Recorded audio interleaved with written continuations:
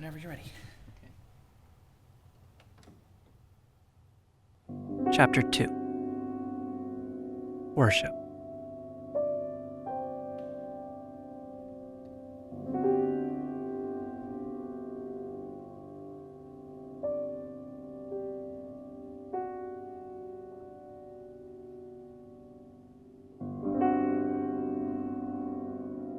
My hometown was the birthplace of the first Hell House.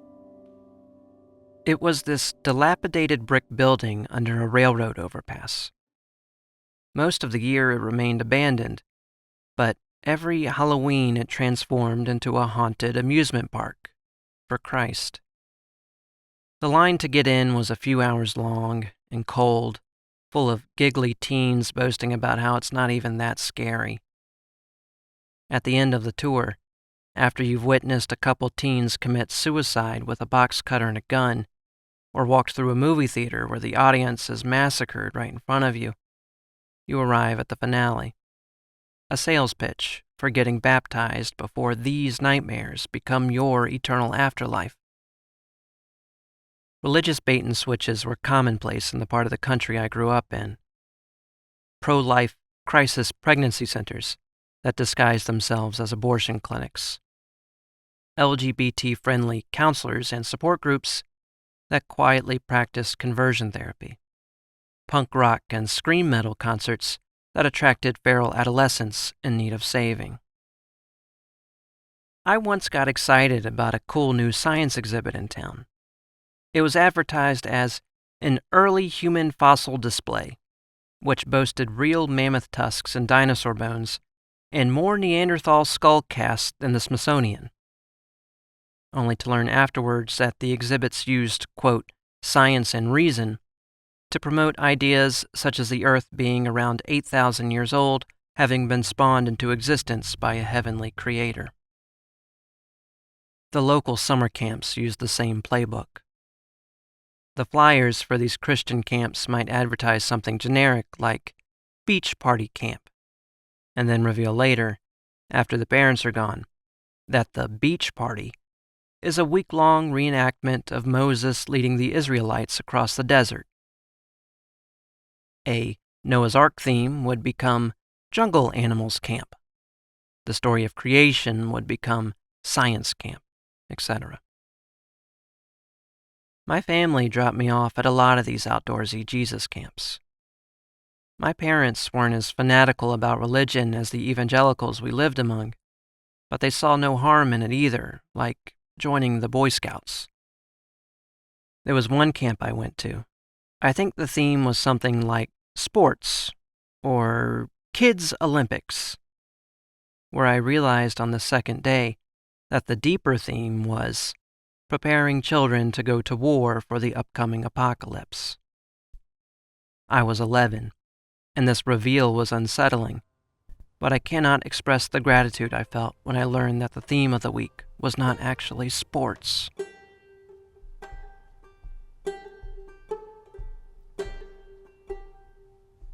Traditionally, campers wake up to a bugle call and meet at the flagpole to sing the camp anthem. However, this camp opted for a flashier way to start the morning. Towers of amplifiers on a stage where the counselors joyously sang their own version of the Monday Night Football theme song. The revised lyrics are still burned into my brain from chanting it every morning. Well, it's the last days. Are you ready to go? 'Cause when the Lord's coming back, nobody knows. See the signs of the times, we know his coming is near. Could be this month, could be this year. We gotta get ready, we gotta get right, 'cause we might meet Jesus in the air tonight. At this point in the song, the counselors would jump down among the campers and start clapping. If you weren't clapping along, or if your hands weren't high enough in the air, they would clap at you specifically, aggressively, until your enthusiasm looked as euphoric as everyone else's. Then came the chorus. Are you ready for the rapture? It's gonna be a heavenly party. Just waiting on Gabriel's trumpet sound. He's gonna get it all started. In case you haven't heard, the rapture is the evangelical take on Armageddon, when Jesus finally comes back to earth. Except this time, he's pissed. The camp painted a very vivid picture of the event. It was like a reverse Christmas. If you were on the naughty list, you would sleepily wander into the living room one morning to fiery clouds and chaos in the streets, planes falling out of the sky because the Christian pilots had turned into pure light before getting sucked up into space. You'd go look for your parents in a panic, but you'd only find a pile of their clothes in the kitchen, the pancakes burning on the skillet. There would be nobody left in your Christian family to take care of you for the upcoming 7 years of unimaginable suffering. No one except that one uncle in D.C. who turned out to be bisexual. And this Gabriel's trumpet that would kick things off? The anthem made it sound fun, like a jazz club.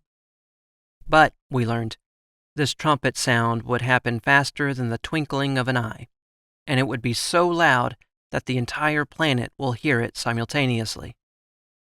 It will be accompanied by an almost imperceptibly quick flash that will scar your eyes if they happen to be open. This is also the sound that will shake the dead from the earth, reanimating the corpses of the deceased faithful. I remember I had raised my hand in one group discussion. I asked the counselor leading the talk what would happen to my dad during the rapture. I wasn't too sure if he was saved yet. My father didn't go to church with the rest of the family because he always had work to do around our property. He did have a Bible, though, which he kept in his nightstand. It had a golden motorcycle engraved on the cover. I never saw him reading it, but he did own one, and that should count for something, I figured. "Sorry," the counselor said, in the same artificially sympathetic voice you hear when the restaurant is out of breadsticks. "Your father won't be able to come to heaven with you if he's not saved, which is why you need to work real hard to get him saved while you still have time, okay?" I must have looked upset by that answer, because another counselor took me aside to console me. I told her that I think I'd rather be in hell with my family than in heaven alone. Sweetly, she tried to comfort me by saying, "Hey, it's okay. You don't need to worry about that. God will take care of you. When you get raptured, he will erase your dad from your memory, so you'll never even know he's in hell. It's gonna be a heavenly party."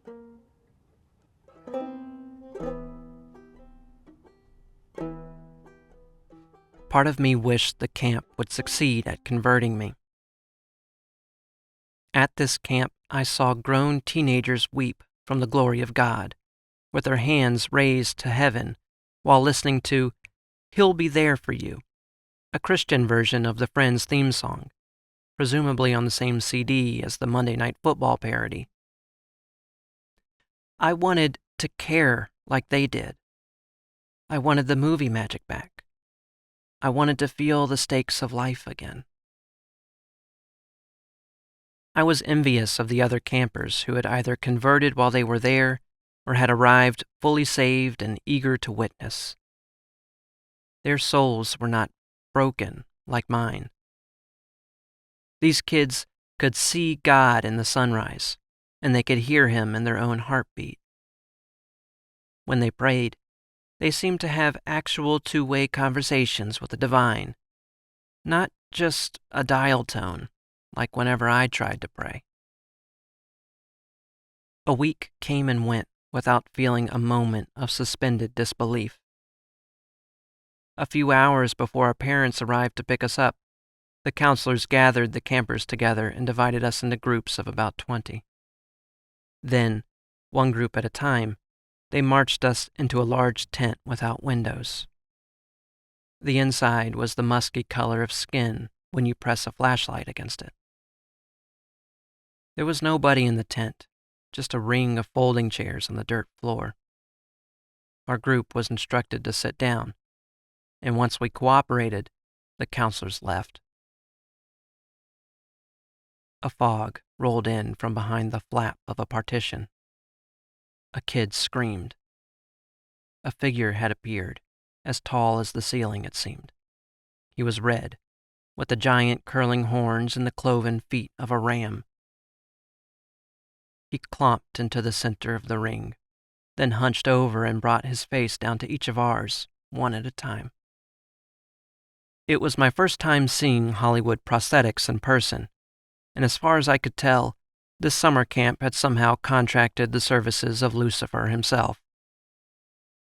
When he was a few inches away from my face, I saw that he had the yellow eyes of a cat. Pieces of brown bone poked through the skin on his jaw, and when his black lips peeled back in a hissing snarl, I could see sharp yellow canine teeth. Once he was satisfied that each one of us was thoroughly traumatized, he stood tall in the center of the room and growled a question.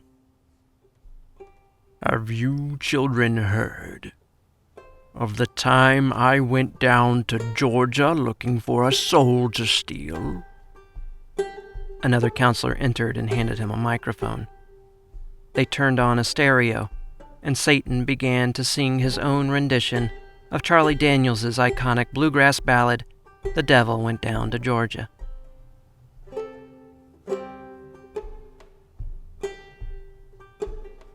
We hadn't known what to expect from the Antichrist, but karaoke wasn't even on the board. We would have been less surprised had he skewered one of us with a canoe paddle. We watched in stunned silence as Satan danced around and sang the song. When he reached the point in the lyrics where the hero fiddle player challenges the devil to a musical duel, another counselor entered the room. He had a long beard, long hair, and was dressed in a shiny pair of boxers. Well, that and a crown of thorns. The two deities started circling each other, and they were both handed boxing gloves. By now, we campers had snuffled up our snot and tears, and we were leaning forward, fully invested in whatever this was. The two men fought. Every move was choreographed perfectly to the music. Jesus' footwork was like watching a man walk on water. Satan played dirty, favoring cheap shots and sucker punches. Some of us booed, some of us cheered, until, to our disgust, Satan began to overwhelm Jesus in the ring. Satan landed punch after punch until the Son of God was on the ground. When the ref pulled Satan off his opponent, Jesus wasn't moving anymore. He had died. Again. In the silent tent, Satan took a victory lap around the ring of seats. We jeered. We yelled that Satan cheated, he didn't play fair. A counselor walked into the ring to educate us. The devil doesn't play fair. That's why Christ needs all our help. Someone here wasn't on Jesus' side. Who here wished for Jesus to lose? Who was it? We all denied the accusation. Nobody. If that were true, then Jesus never would have lost. If you truly wanted him to win, you would pray to him. You would pray right now. Give him all your faith. Let him know that in this fight, you're in his corner. We did as we were told. We prayed as hard as we could. And the more we prayed, the more Jesus seemed to wake up. The referee rushed over and started the count. On the final count, Jesus did what he did best, and he rose again. Satan was incredulous. Jesus loosened his shoulders and cracked his neck, fully rejuvenated, coolly announcing the lyric in time with Johnny's part. You know, you're pretty good, old son, but you just lean back on that rope right there and let me show you how it's done. Johnny's solo exploded out the stereo like holy flames, as did Jesus from his corner of the ring. Fire on the mountain, run boys, run. Devil's in the house of the rising sun. Chicken in the bread pan picking out dough. Granny, does your dog bite? No, child, no. Jesus' fists were as fast as the fiddles. Satan tried to fight back, but it was a merciless beatdown. And we, the audience, were absolutely hysterical with triumph. I was surprised to realize that not only was my heart racing, but I was covered in goosebumps. For the first time in a long time, my soul had a pulse again. Weak, but there. Lording over the tattered shambles of Satan, Jesus delivered his finishing line like Clint Eastwood might, spitting it out in disgust. Curiously uncensored, I specifically remember. I done told you once, you son of a bitch. I'm the best there's ever been. Fire on the mountain, run boys, run. The band swelled, and the referee raised Jesus' glove in glorious victory. We gave him a standing ovation. For the final repeat of the chorus, Jesus ran around the circle of chairs, high-fiving everyone and thanking us for supporting him. He couldn't have done it without us. Then he bowed, while Satan, arguably the better actor, slunk out quietly, disgraced. My group left the tent, some with tears, others praising Christ, many getting in line to officially join the ranks. And I, too, felt something euphoric almost. The world had a bit more color now than before I arrived at the camp. Some of the movie magic of life was miraculously back. As silly as it was, this Pentecostal camp had reignited something sublime in me, if only for a moment. On the ride home, in the back seat of the car, I had one feeling as I watched the clouds and listened to the radio, rethinking my priorities and my relationship to believing in something so stupid. Do you think, I asked out loud, do you think next year I can go to theater camp? Whoever was driving me home said, I don't think we have those around here. And it was never brought up again. Next summer was when I started Boy Scouts and joined the YMCA basketball program. I like to imagine that over the car radio, someone was playing a trumpet.